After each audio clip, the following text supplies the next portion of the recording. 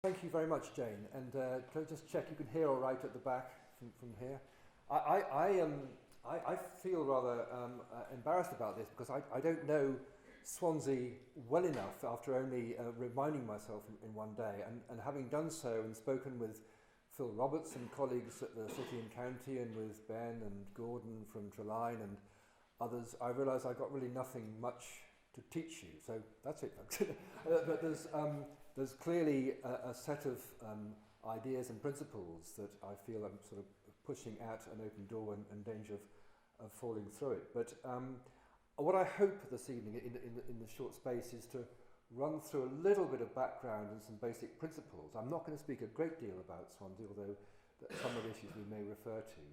But I hope that for yourselves you will be able to think through and apply how some of these principles may be relevant as you embark, as you already have done, on the enormous challenge of redefining the nature of Swansea city centre and redefining a space that's appropriate to the innovative economy and to all of the challenges and aspirations that Jane and others have touched on. It's going to be a long journey, but if we aren't clear about some of the background principles, then that's a much more difficult journey to take. Now, just to start, a pretty obvious point that in the last, in our lifetime, so in the last 10, 20 years, we have had something of a revolution in city centres in that they have become redundant. And by that I mean, in the past, city centres existed because they were marketplaces for the distribution and trading of goods, to a lesser extent services, and we had to come into town to engage in that economy whether we liked it or not. In our lifetimes, we've seen this extraordinary change whereby we no longer have to, we're not obliged to participate in city centres. We can, if we like, use out-of-town superstores or, more importantly, the internet, not only for information but for goods as well. So that city centres are changing from places which are functional necessities to being optional places which we choose to use because it fulfills other important human functions. But they're spaces that we choose to use them rather than having to do so. And it's for this reason that so many cities and towns have been rethinking and investing in the public realm and the quality of space in their city because it's an economic necessity. If cities aren't attractive places in their own rights, then they will no longer exist or serve a purpose. And so this is important in all of the way in which we treat the public realm, and particularly the relationship to the important role of highways, traffic and movement. Now, I'm probably being unkind when I describe many spaces in towns and cities can so easily become the repository for all sorts of individual measures, no doubt put in place for seemingly good reasons, but which collectively make no public realm at all. And of course, in those circumstances, it becomes very difficult to define what the city is about. And if this is an unkind cartoon, I remind myself that in London, as you approach from Kew, you're faced with an area which is full of pretty expensive bits of kit, expensive to install and to maintain, all based on the assumption that they're necessary in order to resolve the movement, complex movement, which is the priority use of that space.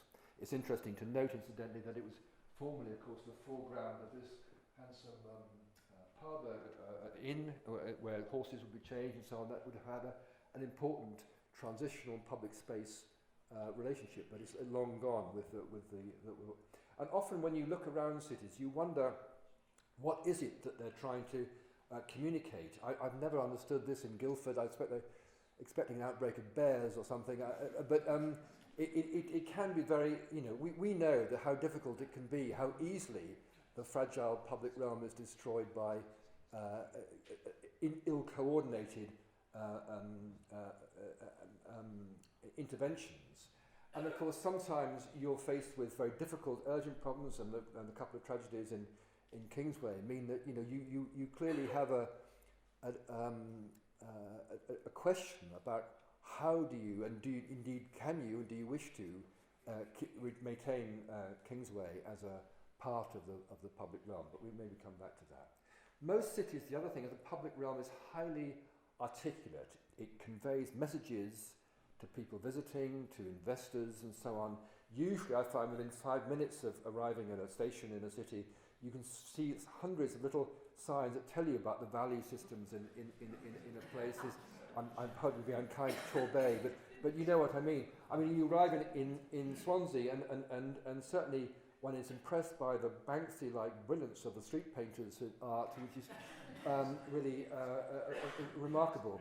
But nevertheless, we have learned that city centres that work well are ones that establish a different relationship between movement and place, between traffic and people, in a way that can still accommodate the essential movement, but have a different priority, a different focus. And of course, all that is about increasingly studying and understanding the relationship between people and traffic and the influences, the behavioural psychology, if you like, on the way drivers respond to the cues that surround them. Now, I want to just touch on one or two precedent projects, not to say that they're perfect by any means, but a few spaces have begun to set a different agenda and raise a debate about streets. One, obviously well-known one, is Exhibition Road in West London, could be different sort of context to here, but nevertheless, some of its approaches of interest. Some of you may remember Exhibition Road, which serves all the great museums and institutions, the Imperial College, the Ismaili Centre, the great V&A and Natural History Museums and so forth. But until a few years ago, the street itself really had no reference to that cultural context whatsoever. You could have photoshopped industrial estate in Slough there, it would have been not out of place. And increasingly, there was a recognition amongst the politicians, not only in Kensington, Chelsea and Westminster, that there was a mismatch between the difficult to navigate and to cross street and the surrounding areas. It wasn't just that the narrow pavements had to accommodate huge volumes of school children and so on, but it was not a place that was a pleasure. You wouldn't come to for pleasure to walk up and down. Indeed, to drive up and down, it was not much, because it was very badly congested as well. And so I was part, way back when, with an early team of exploring how a linear space might influence drivers and to change the perceptions of that space, to create something quite different, appropriate to the high cultural context. And as you probably know, one of the themes of that was a diagonal paving pattern which reflected observed pedestrian movement. As I'm sure you're aware, pedestrians are the world's greatest Pythagoreans. We always take the hypotenuse if possible, and that pattern of movement was one of the many themes that created a street which, I mean, I cannot go back to it without seeing hundreds of things which I regret and got wrong, but it certainly created somewhere very different, a different sort of street, a different sort of place to the one that most UK cities have been used to. And for whatever one thinks of it, it has certainly changed the relationship of the buildings and activity and businesses that trade on it in very dramatic ways. Now, it's a fairly obvious truism that streets are complicated places. They have to serve a very wide range of different functions simultaneously, the principal ones of which are, of course, on the one hand, movement, traffic, transport, getting from A to B, moving around, and on the other hand, exchange, interaction, trade, or dealing with people, all the important social and civic interactions that we take. And I really like sort of old pictures like this. This is probably Brighton, I guess, about 1830, because you can so see all those two functions of the interactions and movement happening simultaneously, which of course they have always done in streets. And even if we jump forward 150 years or so, a typical high street in about 1961, I think, and already by then quite a lot of vehicles and so forth, but you can sense a fairly informal relationship between the social and civic functions of that street and the movement patterns. You don't feel, for example, this formidable woman is in the wrong place, and you wouldn't argue with her if you did, I suspect. And of course, around the country, indeed around the world, there are still, of course, dozens of streets and spaces which still have that informal relationship. It's, I think, interesting just to go back into the beginning of the last century, the first thinking about the implications of traffic and movement. Not many people have heard of Eugène Hénard. He was a French engineer at the beginning of the 20th century, and this is one of the remarkable sketches of his, never built, but for the Place de l'Opéra in Paris. And it's interesting because it's the first example we have of a roundabout, of traffic moving systematically in one direction, but also it's kind of prescient with underpasses and a split-level pedestrian concourse in the middle, all sorts of things that, of course, began to be taken up in the rest of the century.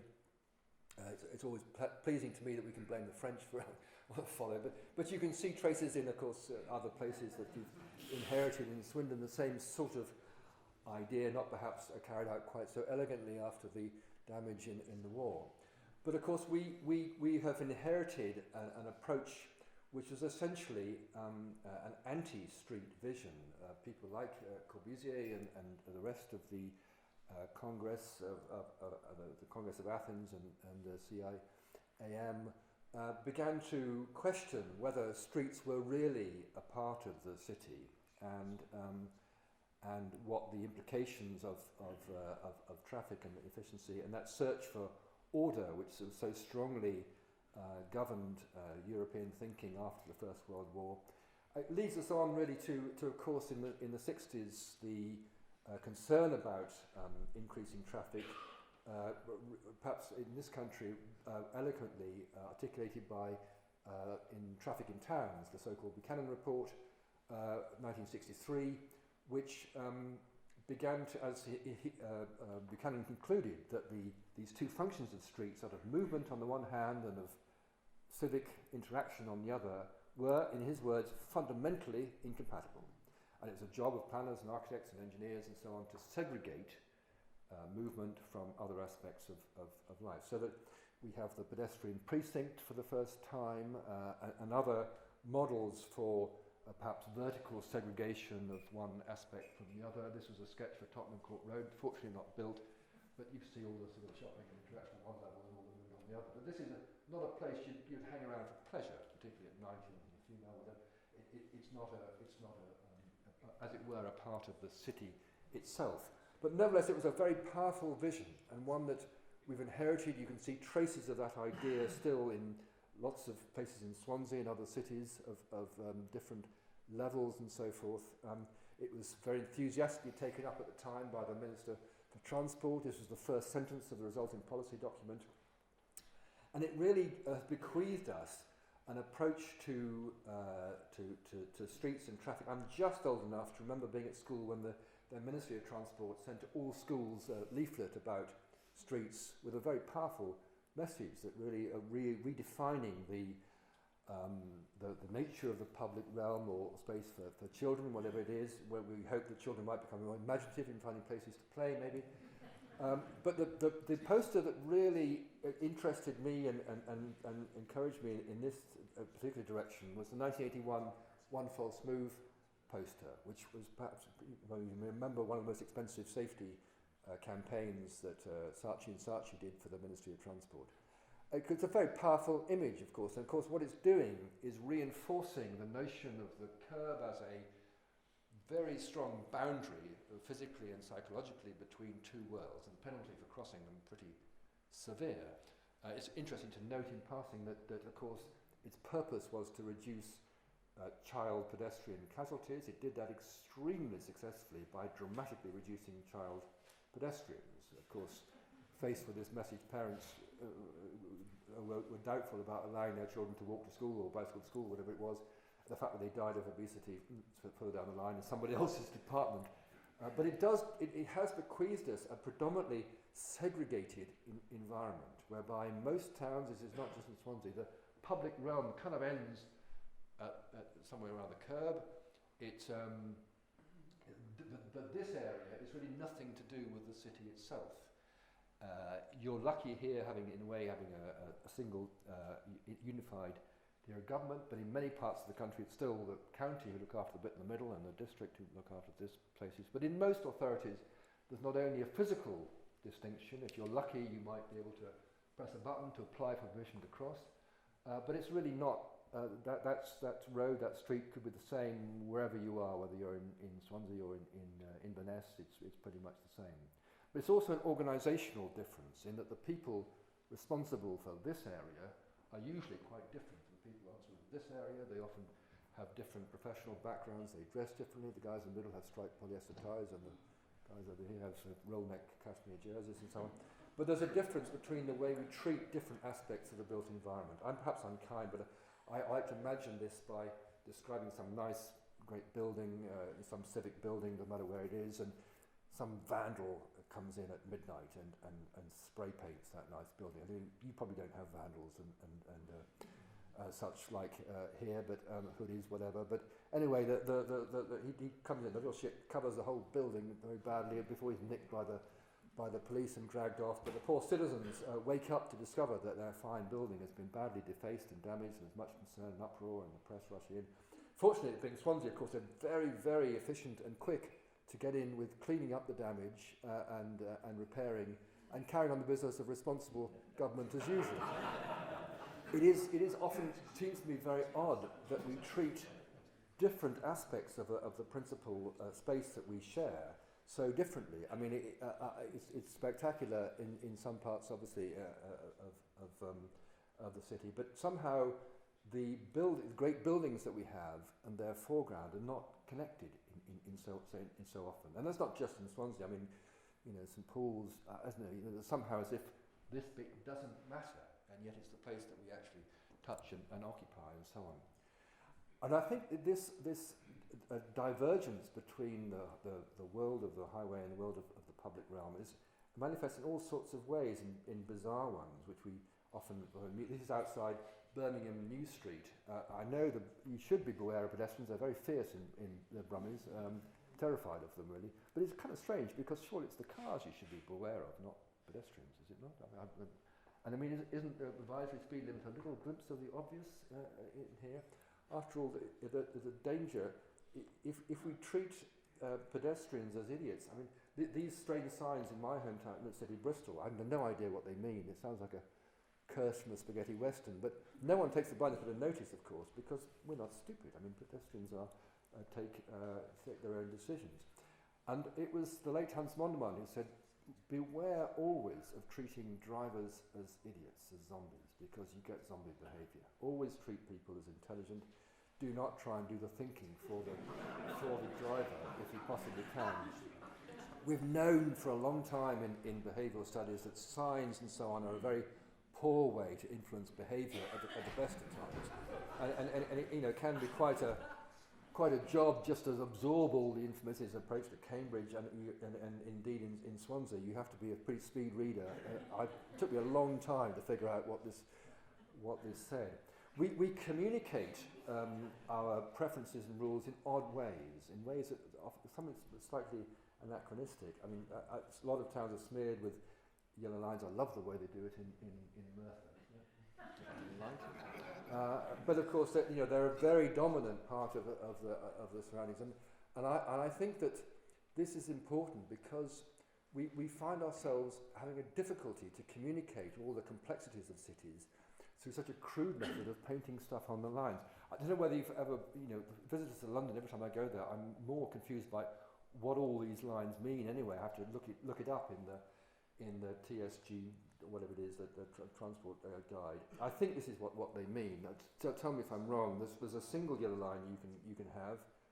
There's a double yellow line. In some places you get a triple yellow line. You get other variants, and of course, it being in Britain, the class issues are an important part of yellow lines. I kid you not here. This is absolutely genuine. In in nice middle-class conservation areas, you're allowed very tasteful, narrow ones, which I think mean something like this. And the other end of the social spectrum for bus drivers, there's a version, and then of course when you get London, you get other variants and so on. But of course they don't necessarily have a very good way of communicating behaviour. Now, as Jane touched on, we are entering dull but important that the Manual for Streets has, despite its our doubt at the beginning that it was strong enough, has, I think, begun to change the approach of many authorities across England and Wales in designing streets, similarly in Scotland, to rethink what the relationship, particularly in towns and cities, should be between traffic and movement, streets and the surroundings. And the most important, I think, aspect that this touches on is something that the late Hans Mondermann pointed out early on, and that is that we have two aspects of our world which are so very different. We need highways. We'll continue to need, like it or not, motorways and the Fabian Way and big, important, high-capacity spaces. Well, it's a single purpose, just for moving people, traffic, goods around. And for them to work well, they require certain characteristics. They're heavily regulated by the state. They're impersonal.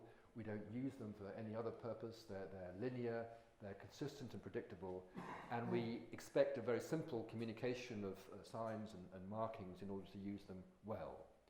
And that's fine. But the more we've learned from Jane Jacobs onwards about the public realm, the more we understand that the things that make the public work well are exactly the opposite, that we don't generally have successful public space when it's heavily regulated by the state. It tends to be much more culturally defined by its place. It tends to be constantly changing, unpredictable. This is why we like it. We don't quite know what we're going to find or who we're going to meet when we come into town.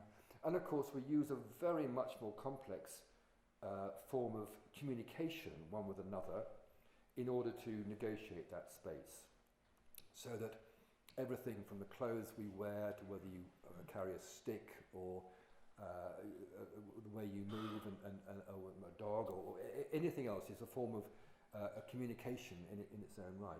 The difficulty, I would suggest, is when we confuse and muddle these two areas, where we're not sure whether it's highway or public realm, because it's those spaces every town and city has where you get the worst highway, the worst congestion or safety and so on, and you get the poorest rent and poorest performing areas. And I think that this confusion is something that I think is particularly relevant for Swansea, because you've inherited a legacy of a certain amount of confusion because of the location and the amount of traffic funneling through east to west in particular.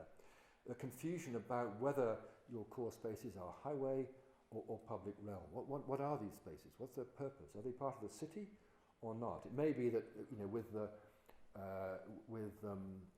Oystermouth Road and so on, there's clearly a need for an elegant and well continuous flow, but not part of the city.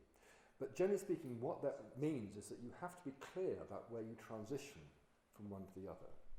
And that's one of the hardest things, and it's difficult for Swansea, it's difficult for most places to know. And you find many cities and places putting a lot of effort into marking and celebrating and making clear the transition from the world of the highway into the public realm. And I think that's an important theme for Swansea. I just, in passing, my least favourite town, Swindon, I hope I'm nobody from Swindon I'm going to insult, but this is supposedly the entry to Swindon. It says, if you can't read it, welcome to Swindon. And just in case your brain is not switched off and you're not thinking yet, for town centre shopping, follow town centre. But after all, you're not in Swindon, are you?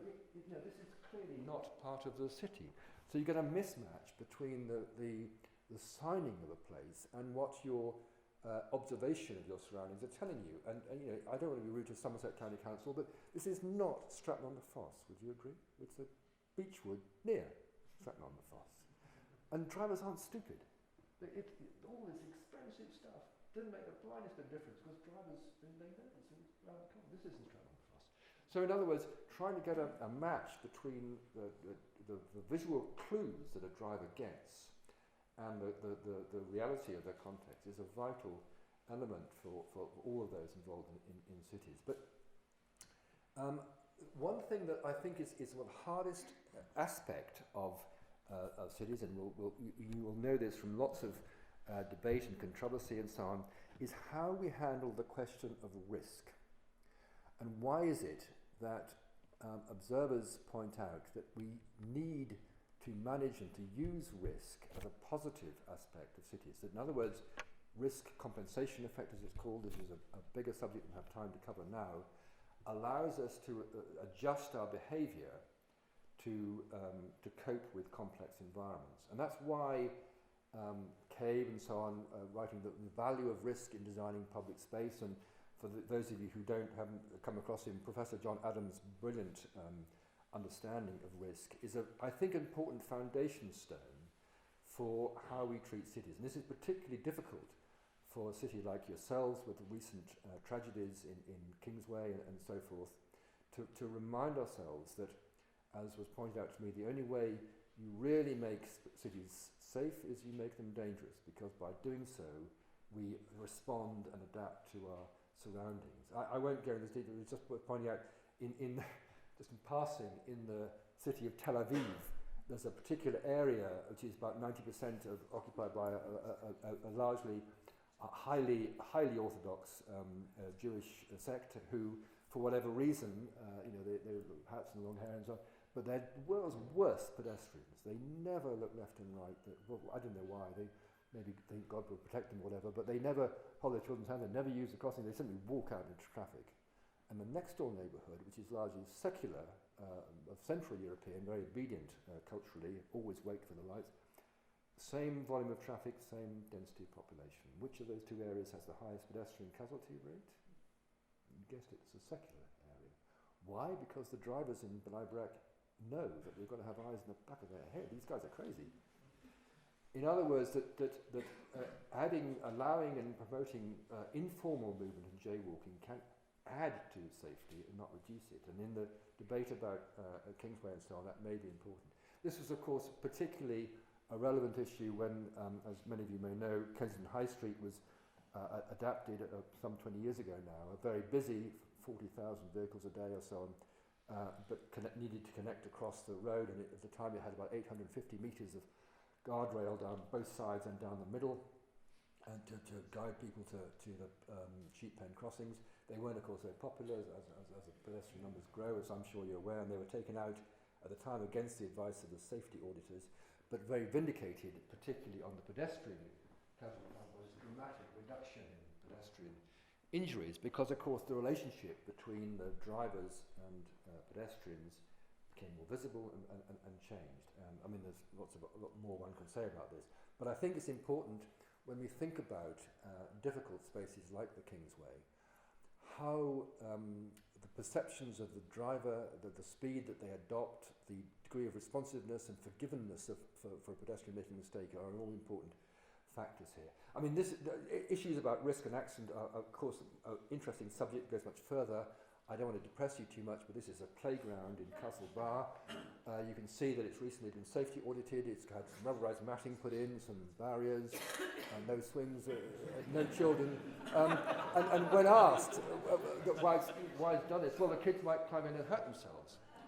Forgetting, of course, that the reason why children were evolved to play is because you're testing your risk boundaries. And by definition, that means accidents. It is very difficult, because most accidents are good things, because we recover from them quickly. We a learning process. But I think that's a very, very difficult, perhaps the most difficult aspect of the debate about what our towns are, because we come back to the question of deciding what is the appropriate speed of traffic in cities. And this is so important, because it really determines how accessible and how usable, how safe cities are. And we very rarely debate what speed we'd like traffic to go. We debate speed limits, but they're a different thing to what speed we'd like to adopt. And of course, as we know, there's a disbenefits from higher speed, chances of being killed in an impact or comfort and so on.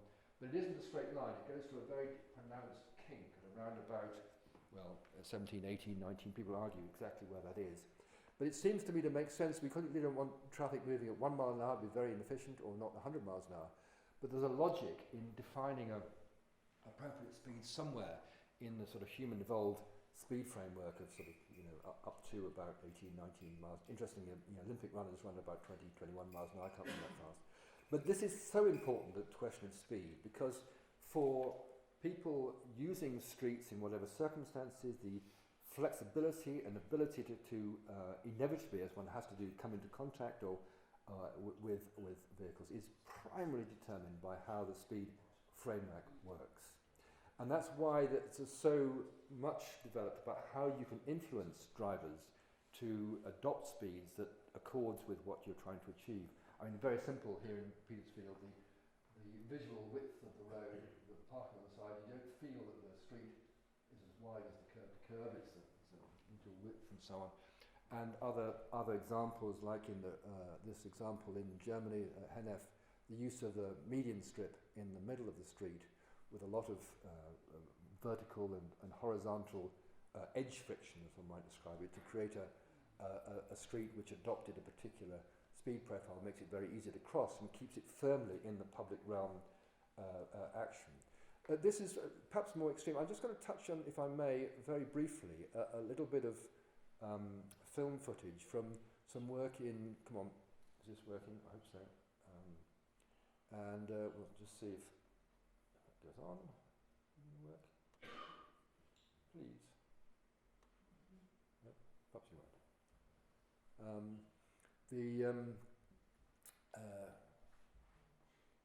Oh well. Technology, eh? Wonderful. Let me just try this once more. Come on. Not going to work? No, I didn't. Never mind. There's some interesting examples of how the permeability of streets can be influenced by defining a particular design speed on really very busy roads. Just before I leave the question of risk, this late Hans Monderman, head of road safety in the Netherlands, a traffic engineer, you can tell by his tie, but he of course, without having read John Adams' work, began to realise that risk compensation could be an interesting tool. One of his many projects was a common problem of a primary school with its playground fronting onto a busy street. The common response is to build a stronger wall or fence between the playground and the street, of course. And in this instance, though, he did the opposite. He decided to take the wall down and extend the primary school playground across the street, so that you drive into this little town of Noord-Laan through the primary school playground. Of course, it's not quite that simple, but from a driver's perspective, the road is an absolutely integral part of the school itself. You can imagine this was quite a difficult project to get through the education authorities and so on, but all the benches that the parents sit on and so on spill out onto the street. There's no signage, but you absolutely cannot go past this site without being utterly aware of the context. And what's interesting was that the speeds dropped so dramatically, not just here, because fortunately an infinitesimally small proportion of people actually want to kill children, but it influenced speed, of course, all across the rest of the town centre, which is, I think, an interesting reflection on how you deal with this complex issue of risk. So, Swansea placemaking, I mean, it's difficult. You've got, of course, a number of major nodes, places in the city centre which are kind of searching for a purpose at the moment. It's very difficult to read as a place or to or ones that necessarily start searching for something that defines it as an important place in city centres. So that placemaking is something that clearly under discussion about how you do that.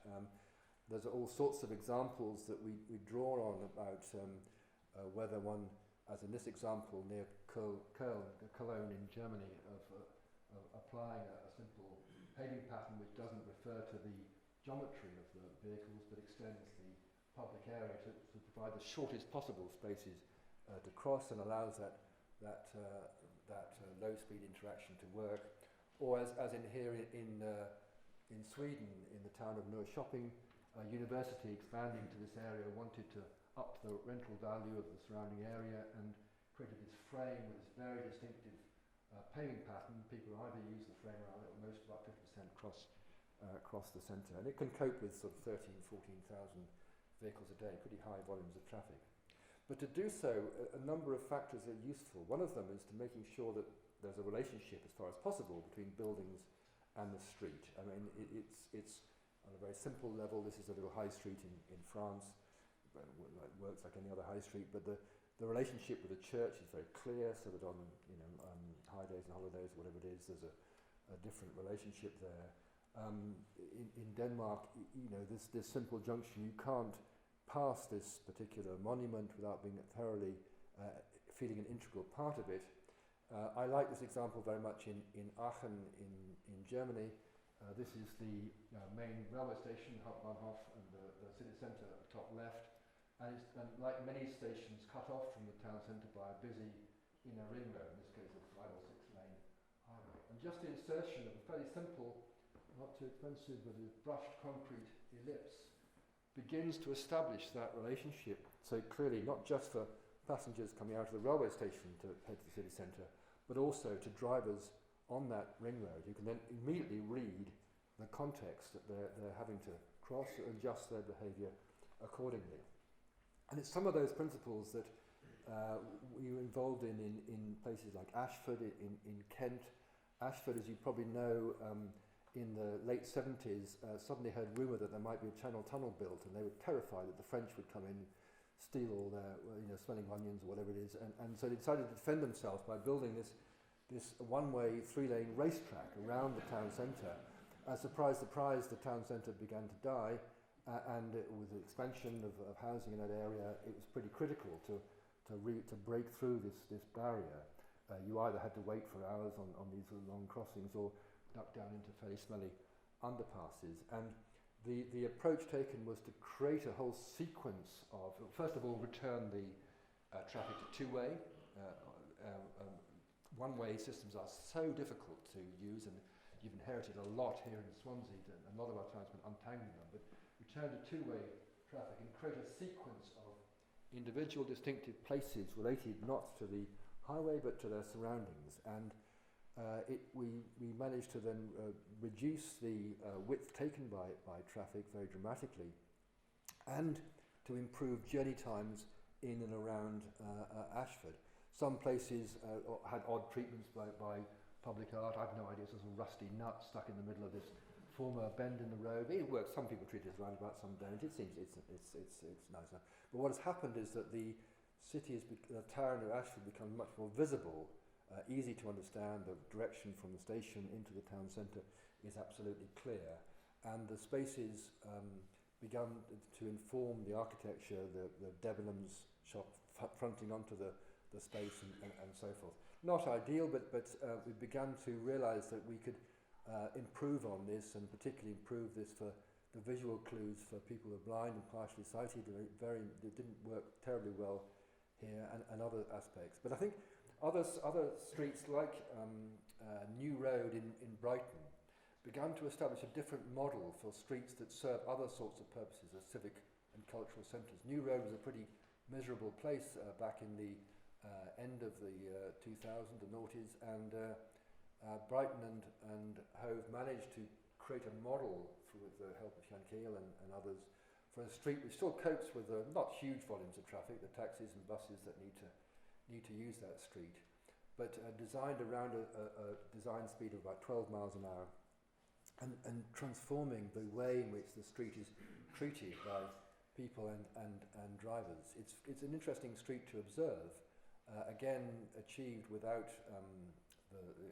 formal changes there's no 12-mile-an-hour speed limit, but it just establishes the purpose of that street, which Brighton was very clear about, as a different sort of place. Interestingly, it's become the focus for the gay community in Brighton, but that's Brighton for you.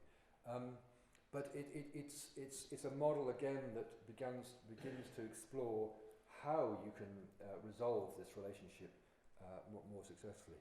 Busier towns. So this is Preston in Lancashire, more recent, has a lot of similarities, in fact, to Swansea. This is the main railway station on the bottom right, and Fishergate, their main shopping street, running through the middle. It was a miserable place of endless, very contorted, indirect pedestrian routes, very difficult to navigate or find your way around. And we had a lot of effort to try to rethink and work around the key pedestrian routes here and to have it less dominated by the huge traffic. I don't know how I managed to get that photograph with no traffic in it. It's usually congested hugely. But the sort of thing we've done now is to, with the help of the local access group, designing a curve, a very strong visual, and much wider pavements, but this very clear expression of the key pedestrian routes through the town, and the dreaded Corporation Street, which was a really pretty miserable place. Some just simple changes in dimensions and the use of a median strip has allowed the sort of purpose that Lancashire and Preston wanted here to achieve. And for the main high street, which again, a little bit like some of the places here, is rather fragmented by lots of junctions and traffic signals and so on, to become a much more civilized street of low-speed movement, but with no major concessions to its need to move vehicles. It works pretty well at night too. If I may, just want to finish a couple of things. Some of you know about the scheme in Poynton. It's perhaps been, certainly for me, the most challenging of street renovation. Poynton, if you don't know, is a little town, about 17,000 people, just south of Manchester, a crossroads town, and it has suffered from not having had a bypass, and about 26,000 vehicles a day, very high HGV content, roaring through the middle of Poynton. And as a result, its little high street, its only purpose, Poynton, is really as a sort of retail centre for the surrounding villages, was dying. And there was, in 2008, 16 empty shops out of 32, and no sign of any further investment. Morale was very low. It was a pretty miserable place. I mean, this was the centre of the town. And coming back to my first point, that people only choose to come to attractive places, they have to. Nobody would come into Poynton. No one choose to cross a road like that. It was not a place you wouldn't see many people sitting on this bench for pleasure, watching the surroundings. A beautiful Waterhouse church, very difficult for weddings and funerals, but we produced this sort of master plan for this little town, which involved rethinking the nature of the high street and adapting not only formal but informal crossings, taking away the traffic signals from around the supermarket, which we were persuaded to invest in the street, but crucially changing the way that the main intersection worked as were found in place, and the approaches from either side. And that allowed us to create a sort of place in the middle of this village while still coping with that huge volume of traffic. Interestingly, reducing the lanes from 3 lanes to 1, approaches which allowed much greater efficiency to occur in the way that the city worked. But to do so, we had to introduce all sorts of speed measures, reducing the visual width, adding vertical friction, a very strong transition between the highway and the public realm, to create a town which is certainly, for whatever else, it's extraordinary, the transformation that has occurred there, with these very strongly modelled, clear courtesy crossings, with crucially as short as possible distance that the pedestrian has to cross. And that was very important when we were working with the people in the town who disabilities, particularly a lot of help from a number of blind and partially sighted people. And once again, to my fury, this is not wanting to work. I'm going to just see if I can bring it up, because I think it's useful to do. Let's just see if we can. About you can see that little thing, can't you? It's maddening, but the design speed managed to have sort of pretty much continuous movement in that town without any change in the speed limit at all. It remains as before, but of course drivers taking their cues from quite a different set of things. So that and what I think surprised us was the degree to which the relationship between drivers and pedestrians radically changed. And before we started, very few would believe that truck drivers on busy schedules and so forth would be prepared to respond to and stop for grandma to cross the road and so on interestingly, the yield rates here, that's the number of times that cars stop less and higher than for zebra crossings by quite a long way. Just for self-indulgence on my part, but as a traffic geek, it's always fun to see it speeded up because